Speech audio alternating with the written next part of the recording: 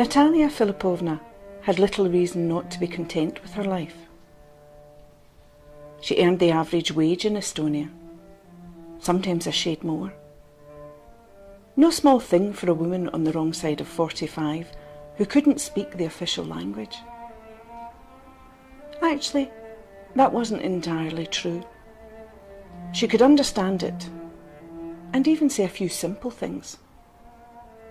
It was just that she couldn't shake off her thick accent, and the writing was so foreign-looking. And after all, there'd been no need for it before. The Estonians all used to speak Russian. But now, well, the younger ones couldn't, and the older ones wouldn't. Natalia Filipovna's life had, broadly speaking, settled down nicely. She had a handsome two-room flat in Lasnamae that had been allocated to her thanks to the birth of her daughter. Well, actually, thanks to her job in the building industry and the birth of her daughter.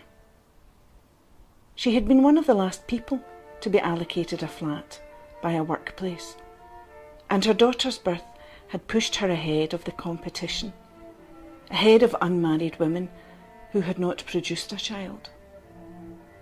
Women like that had had to stay in the hostel, and there was no dishing out flats to people after that. Mind you, she'd have had no flat at all if she'd stayed on at the kindergarten. There were never any flats for kindergartens to allocate.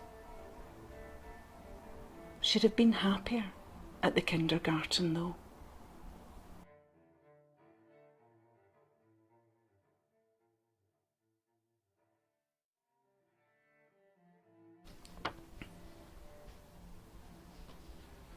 That was all to the good to Natalia Filipovna's way of thinking. She was plenty old enough already to be happy with just the child, and she'd never hungered after men, unlike some of her friends who settled for the bluster and even the beatings of a drunk, just so long as they could have a shag. She'd been through all that, from shagging to beatings, when as a young woman she was married to Corporal Grisha, and as a result moved thousands of kilometres away from home to find herself here on the shores of the grey sea in the wet land of the Estonians. Actually, they'd been through several places before they'd ended up here. But it was here that she'd thought for the first time that it wasn't right.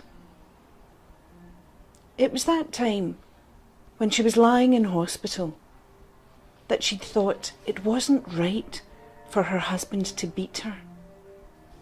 Never mind whether he was drunk or in a bad mood, and cause a miscarriage. She shouldn't settle for it. Perhaps she started to think that way because of the climate here, or the people.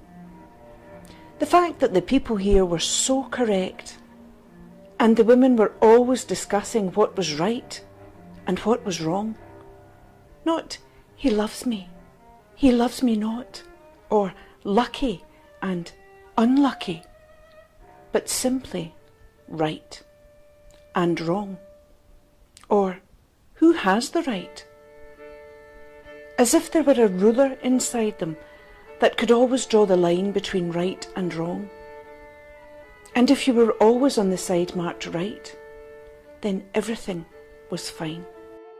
The women here often lived alone, brought up their children alone, not always because their husbands had left them, but because they felt it was right.